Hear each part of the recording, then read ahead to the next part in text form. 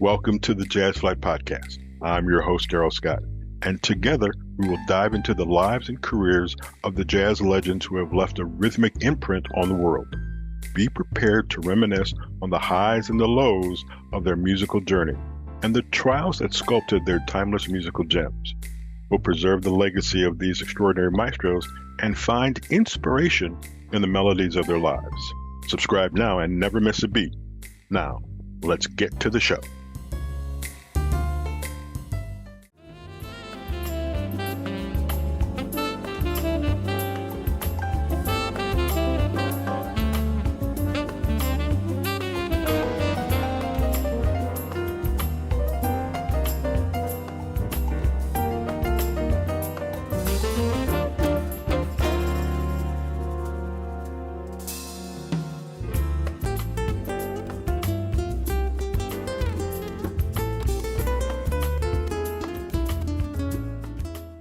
Hi, everybody. It's Darrell Scott. You are about to see the Jazz Flyte Podcast. Our guest today, my memory of him is standing next to a guy named Patches Stewart on the stage with Al Jarreau, and that's why I first remember Michael Paulo. Michael, welcome to the Jazz Flyte Podcast. Aloha, Darrell. Nice to be a part of it. Dude, not a problem. This is a memory for me because I used to sit in the audience and just marvel at you and Patches doing your thing with Al. And I saw you someplace else, and I can't remember who it was with. But dude, how did this musical career of yours get started? Well, basically, I'm from Hawaii. So I started playing band in high school, believe it or not. And that's when I took up the saxophone. Of course, my dad was a musician, so I grew up with music in the house. But I started late, and I love the saxophone. I started playing it. I practiced a lot. And by the time, I was 19, I was on a major stage playing in front of thousands of people. So it went pretty quickly. I mean, from just starting, and then in 4 years, I was playing with Hawaii's most popular band, Kalapana, and we're actually having a 50-year anniversary concert October 4th at the Waikiki Shell in Hawaii in October. So it's been 50 years, over It, 50 years. it is hard to believe, and I'm being very honest. Yeah. It is hard to believe 50 years. Yeah. Uh-huh. I know. Has it gone by that fast to you? Because there's a couple of things along your path that are just slow down, do this, do that. But you have had Uh-huh. Al Jarreau, Patches. You're doing this thing now with BPM. You've had your own solo career, which people can kind of see a couple of CDs behind me. Right. How have you adjusted? How have you dealt with this success on this path? Well, I still every day I still pinch myself. I mean, I still think of myself as that kid that moved from Hawaii to LA to try to make it in the big pond.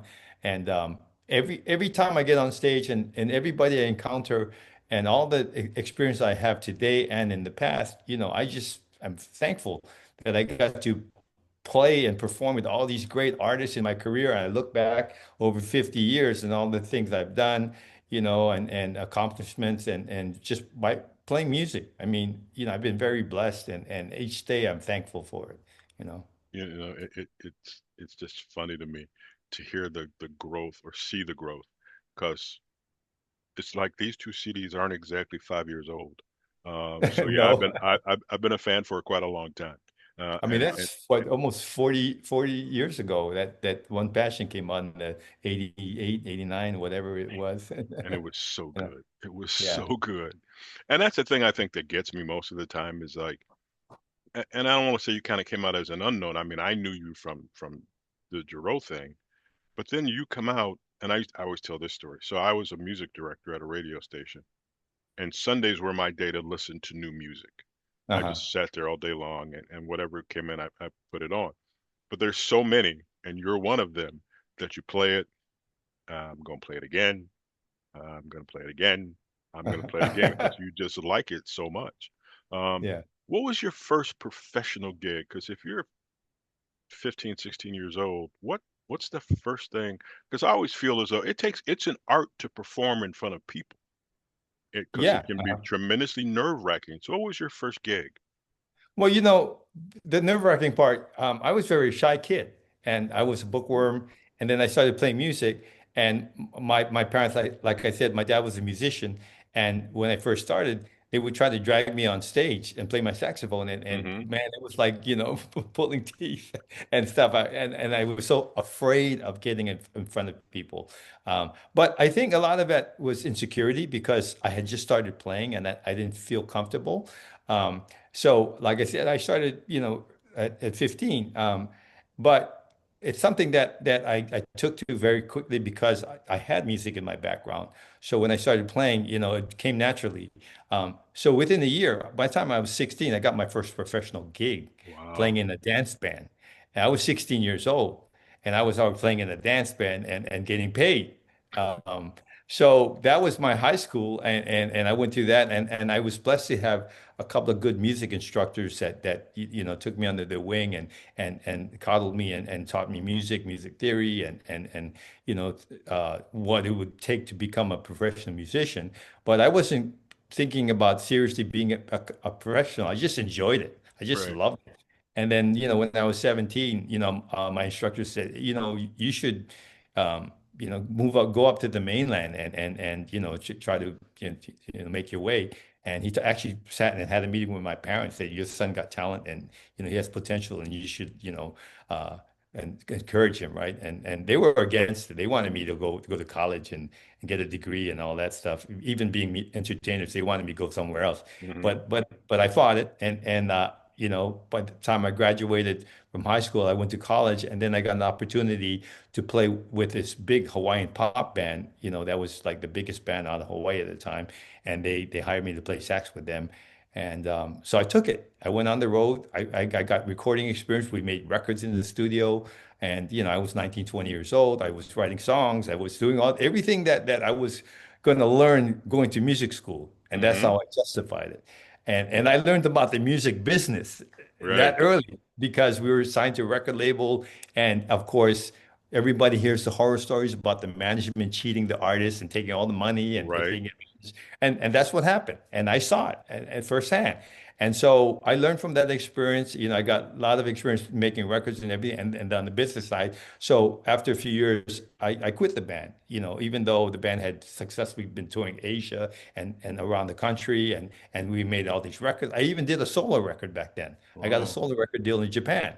And I was 20 years old. And I got Herbie Hancock to play on that record. So it was quick. Everything went quick from 15 to like 20. I was doing all these things. And then I decided to leave the band and see if I could go on my own. So I did. I left the band. I formed my own jazz group in Hawaii for a couple of years. Then I decided, well, I need to go. I need to move to the mainland because I had lived in the mainland with that band Mm-hmm. from 76 to 79 in Malibu. And I was exposed to a lot of music and players. And so I knew I had to move, to get better. Right. Mm-hmm. And interestingly enough, during that time frame, I heard about Al Jarreau. My tour manager had seen Al at the Troubadour, and he said, "Man, he came home. I saw this singer, and he was doing all these things with his voice, playing the drums, the flute, and all these things, and he raved about this guy, and that's when Al got signed from that Wow. Troubadour, right? So I knew about Al back then, and unbeknownst to me, 2 years later, I was going to be his sax player, or actually 4 years later, after I moved to LA in 81, 83, I got the gig with Jarreau after, I had quit the band, moved back to Hawaii in 1980. So that was an interesting, turn of events to hear about this great guy. And then in a matter of 3 years, I was on stage with him, touring with him, so that's how things happen. And Al really put me on notice internationally, as a sax player, and then I got signed with MCA Records, during that time period, and I started putting out records, and so it's like I said, and then after that, when I left Al, I started, getting called to play with people like James Ingram and all these great artists, I mean, the jazz guys and everything. So I toured a lot, but my career, I've always marched to my own drum beat, right? I've Mm-hmm. always decided I never went with the norm.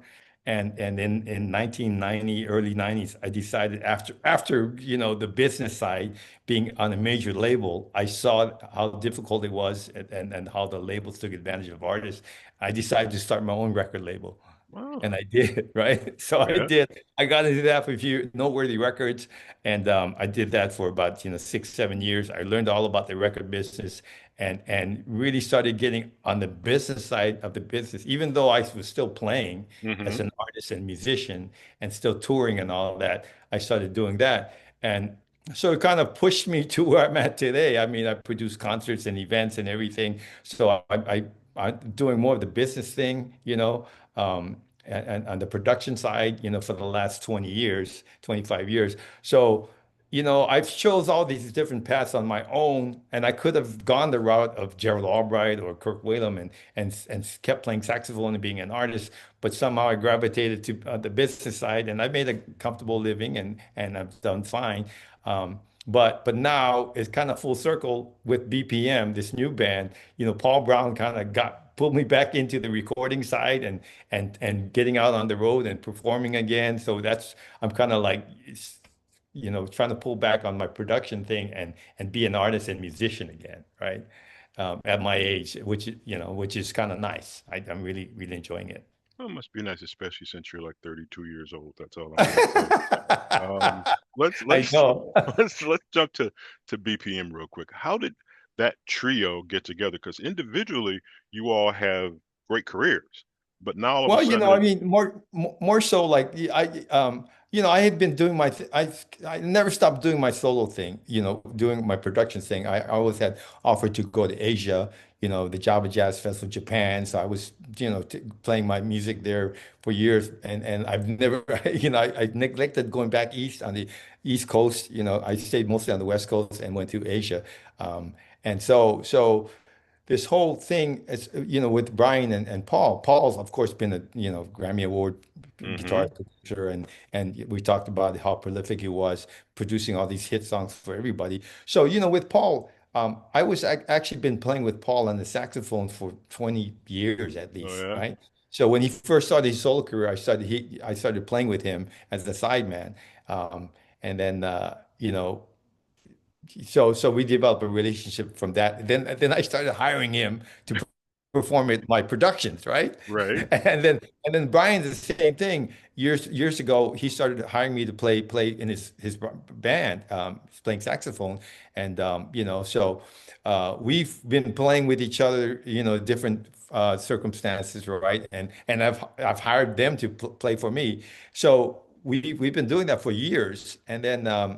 Brian did a festival in Mexico a few years ago, and then so we all started. We played together. I mean, as a unit at the hmm festival, and then Paul was like, "Man, this is fun. We sound good together." And so at the airport, he talked to Brian and said, "We should do a band project, right?" And Brian said, "Yeah, I'm all in." And then so they thought, "Well, we need a sax player," and originally we were going to do a sax player and a keyboardist and a drummer. They wanted a whole band, right. right? But eventually we settled on the three of us. So they said, well, what about Paulo, man? He's been playing with us, and he's great on stage and everything. So they called me. I said yes. I said yeah, I would love to.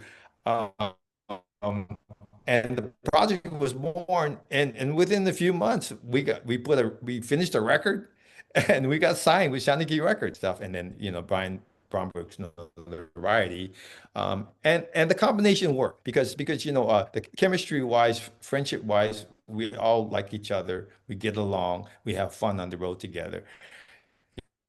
That was number one.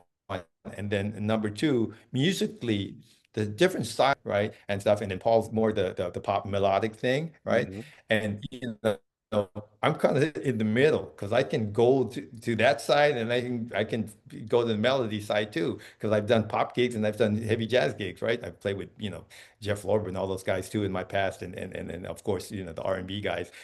So that combination worked because we had like the trio, and so the music kind of reflects that now, right? And when you see us live and performing, it also represents that, and people have really been enjoying the combination, BPM. It is.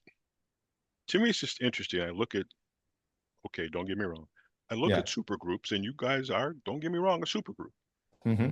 And I just wonder sometimes how the personalities get along, how do we get together? When you travel on the road, there has to be a mutual trust, there has to be a mutual like amongst the three of you. And a couple of songs that I've heard, it just seems to be so much fun when you guys play together. And Absolutely. the topper would be if I could see you in person on stage to see how that interaction works. Yeah, I mean, it's genuine. I mean, we enjoy each other, and again, not to sound callous, but we're all mature. We've done so many things in our career. So at this point in our lives, what's left, right? What's Hmm. left is it's making good music and enjoying playing. I Yeah, mean, that's it. We don't need, it's like a lot of times, we don't need to be chasing after this and chasing after, that and be subject to like things we don't want to do right, because we have to do it, right? right, When you're younger, you make sacrifices because you're trying to get to a certain place and so you kind of make sacrifices and compromises because you're trying to get politically or whatever, right. Yes, financially to a certain level. And so that's where you're at. But when you get older, like we are, um, you have the luxury of not having to do that. So when you choose by nature to do something that you love and enjoy, it's a better product yeah. and it's a better experience, right? Yeah. Speaking of better product, let's take a listen to Blink of an Eye with Uh-huh. Michael Paulo on the Jazz Flight Podcast.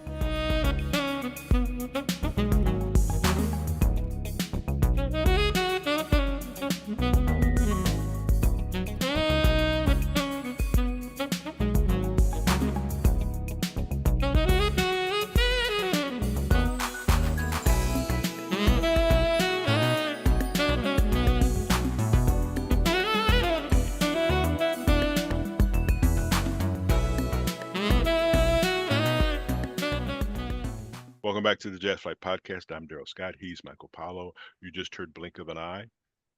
There's so much music in the three of you in this BPM thing. Real quickly, I want to talk about you did something with Miles Davis record. What? Uh-huh. How'd Yeah. you get picked? What? Tell us about the project because it seems to be under secrecy. Well, Rubber Band was a record, right? That came out it was actually a record that was shelved back in the day. And for the people not in the industry, record labels can record a whole record and decide not to release it. So they put it in the vault and sometimes sometimes it comes out, sometimes it doesn't. Mm. But when, a jazz icon dies, and they try to find everything that he did. Right. So Yeah. thankfully on Rubber Band, it was in the vault and the record label found out about it and went to the original producers and said we'd like to put it out, so they did, which was great for me because how it transpired was that when I first moved to LA in the 80s, early 80s, I befriended through my drummer friend Michael White, who now tours with BPM, and uh, Miles Davis's nephew Vince Wilburn was hanging out with Mike. They're all from Chicago, right, and stuff. Hmm.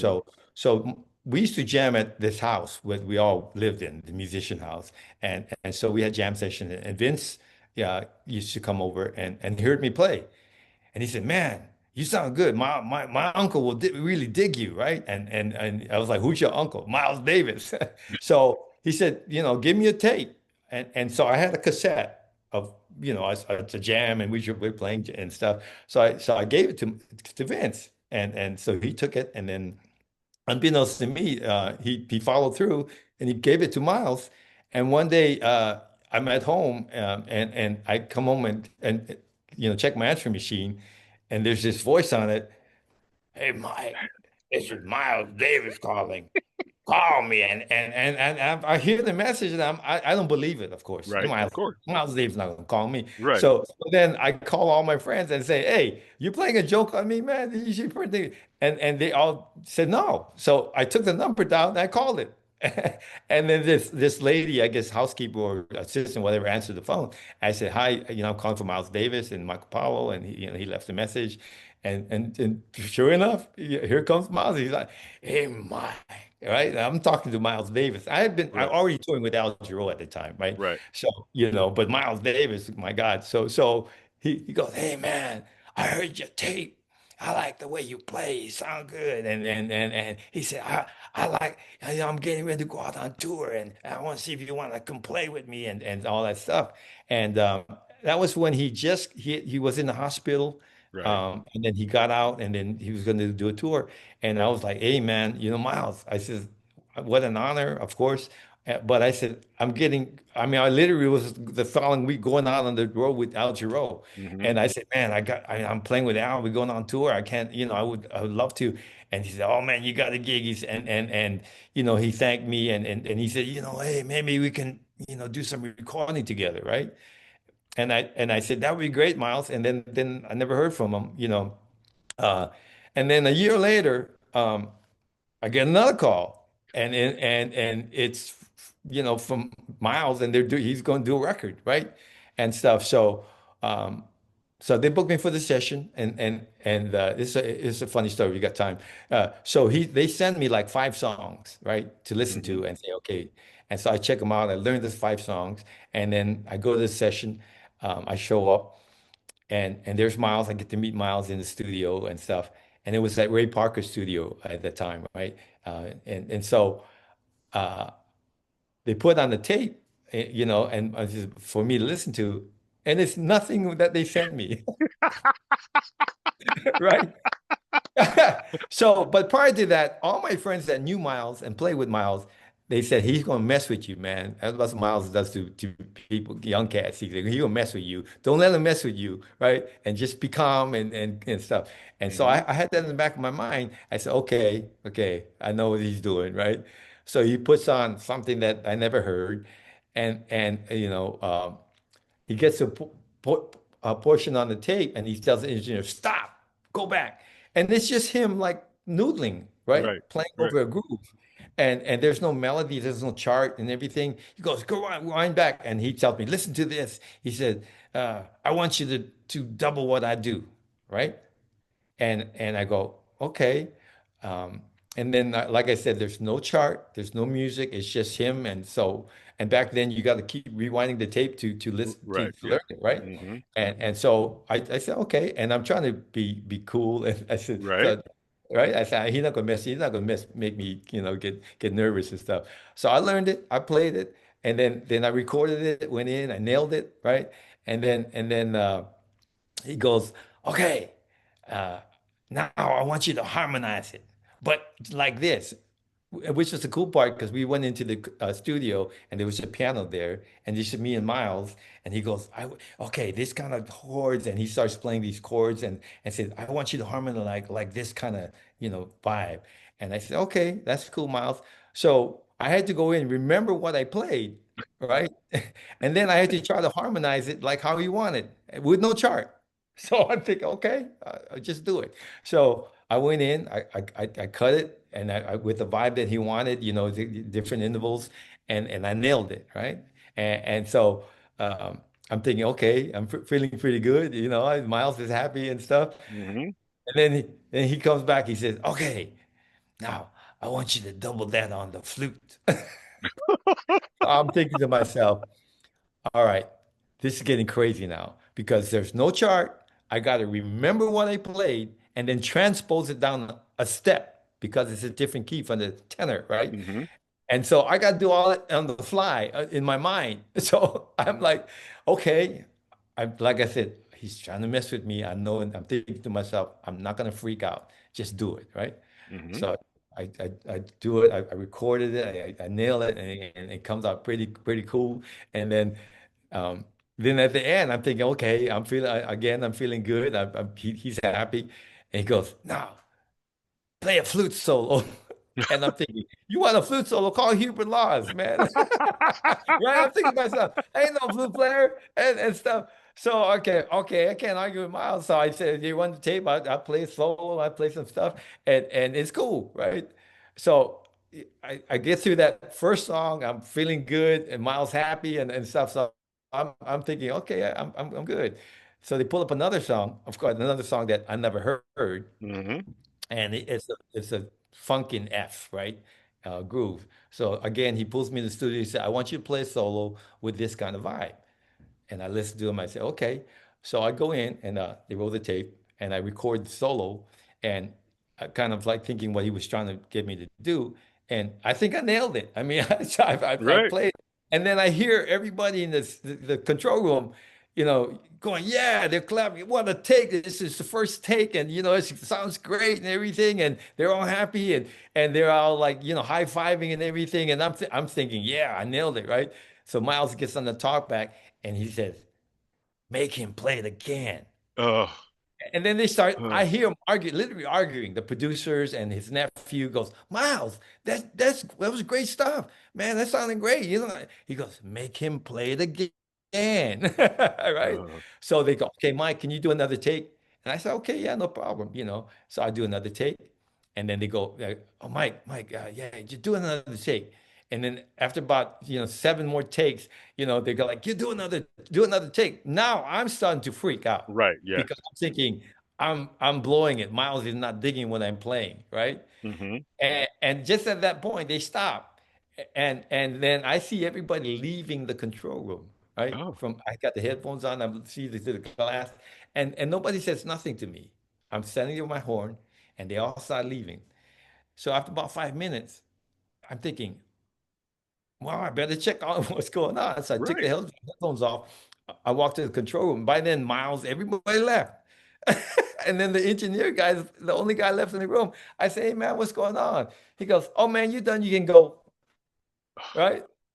So I'm thinking to myself, what just happened? Right. I can't blame you. I mean, Miles didn't even say goodbye, nothing. They just left, right? Mm, So I get in my car and I'm thinking, "Oh man, did I blow this thing with Miles Davis? I mean, right. he didn't like what I did." So I'm got doubt and questioning myself. But then I'm thinking, well, but then, hey, I was a very lucky guy. Right. I got paid and I got to meet Miles and I got to, so I kind of just took it for that being Right. positive. I said I got to meet Miles and play on his thing. And then of course after that experience, the record never come out, and they instead released for the time frame Tutu Mm-hmm. because the label didn't like with the direction of the production, so they hired Marcus Miller to do Tutu, and Right. that's what they put out. So the record was shout. So a year later, and here's the diabolical nature of Miles Davis. Okay, Diabolical. diabolical. I say diabolical because so a year later, I hadn't seen him or talked to him, and we are doing a concert at the Universal Amphitheater, right, in Hollywood, and it's Al Jarreau, and then Miles Davis is, Mm-hmm. playing before us. So I'm in the by the green room in the stairwell, and I'm talking to Al's guitar player, and I'm eating a carrot, and I'm just casually talking, and here comes Miles getting ready to go do his set. So he's walking up the stairwell, and he looks at me and said, "Hey, Mike, how you doing?" And I accidentally dropped my carrot on the ground, right? And I turned around and said, "Hey, Miles, what's up?" And then he saw me drop the carrot, and you know what he whispered to me? What's that? He said, "See what I do to you?" Nice. Oh, God. I swear to God, a year later, man. But So, he remembered. of course, to my delight, the producers called me a few years ago and said, "We're going to put it out." Okay. So they asked me to do some overdubs on some other songs, and stuff, but they kept the original recordings. And I think I'm playing on like 4 tracks on that record. So it was really cool. And it's called Rubber Uh, Band? Rubber band. Yeah, rubber band. Gotta look for that one. Yeah. Gotta find that one. Yeah, Yeah. your career, just in Yeah. this short time that we have talked. In high school, you're playing in a great band when you're in Hawaii, you're traveling to Asia, you're doing your own thing, you start your own record label. You've had a pretty full life. Absolutely. What's next? Well, I mean, BPM. I mean, BPM, and as you notice, I've started to put new recordings out again. I got a new single actually coming out end of September that Paul produced. So I like I said, I'm back, doing music and trying to get out and playing more live, and it's kind of funny because when I go back east now, we do concerts and stuff, and the audience, I mean, they come up and they go, "Wow, you sound really really good. Who are you? Where you been?" And I look, I just joke. I say, "Well, I've been around." Nice. So it's kind of a introduction to new fans and stuff, and then I have my old fans that remember like you from Jarreau days Sure. and all that, and some of the records I did, One Passion, and all that. But I consider myself a new artist again. But with BPM, like I said, it's something that I'm more focused on, and to the point where I'm actually, putting my production stuff aside so I can do the band gigs and everything. And I'm looking forward to, we're already recording, planning some new tracks for another record. We got a new single coming out at the end of this month, actually. And we're booking new performances, and we have concerts coming up. So it's going to be a really, really nice experience. Yeah. Okay, one more thing. And we got to listen to seriously right now. I got to get your music. I got to do that so people can get kind of a tease of the things you've done. So, ladies and gentlemen, let's listen to seriously from Michael Paulo on the Jazz Flight Podcast.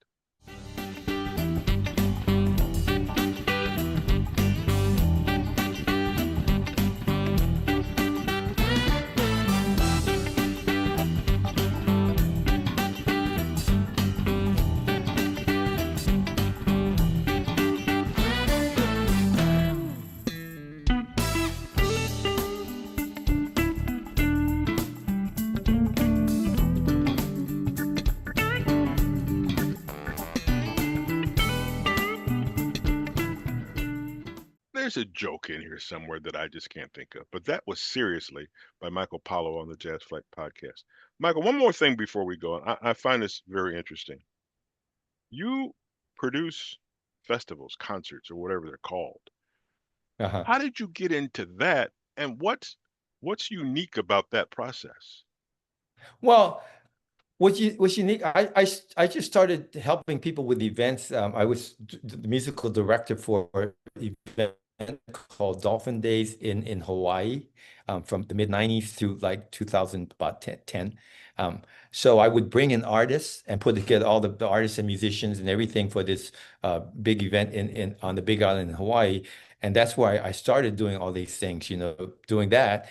And then when I moved to where I live now, near Temecula, I decided, well, I'm going to do a music festival, So I started the Temecula Wine and Music Festival back then, and then from that I started, branching off and started doing other music series. A friend would call me and say, "Hey, can you put together this thing for us?" And so I just kind of fell into it and started doing it. And one thing led to another. And as my reputation got out there, and from what I did, the more people started calling me, say, "Can you help us put this together and put that together?" And so I just got sucked in and was successful doing it.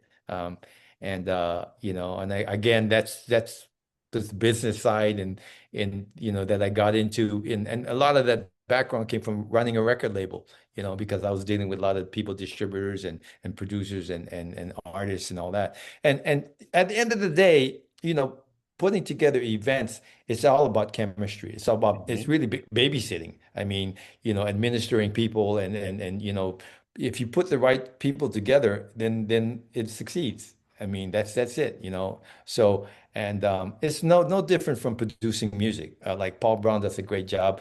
I mean, he has instincts. He produces records. He calls the right people to play on certain tracks because he know what they can do.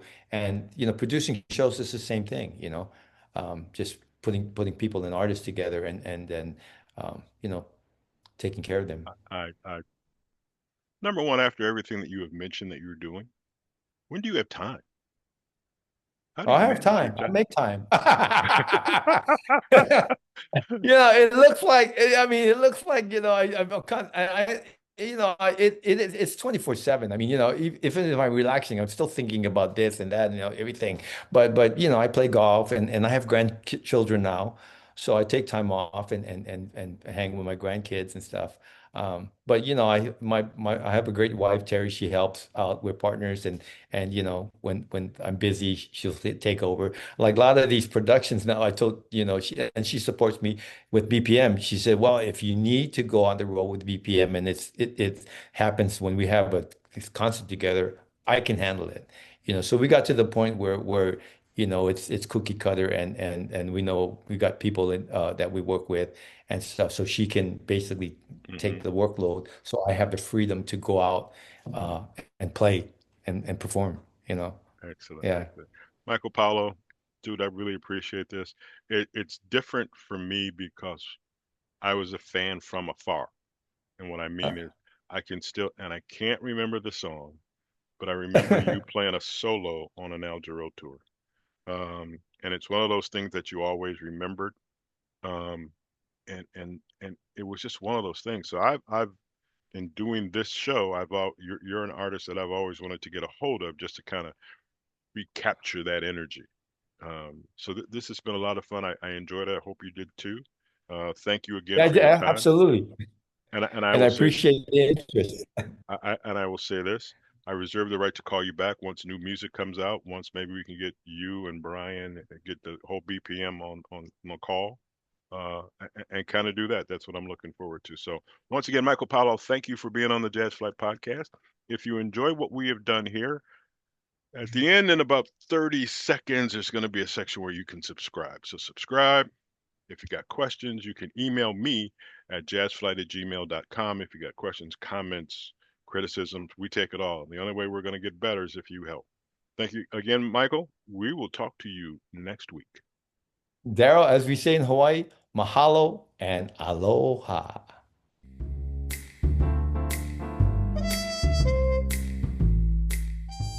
Thank you for tuning in to the Jazz Flight Podcast. I hope you enjoy these stories and soulful melodies that grew through the doors of time. If you want to stay connected with the latest updates and episodes, don't forget to subscribe to my channel and hit the notification bell. Until next time, I'm Darrell Scott.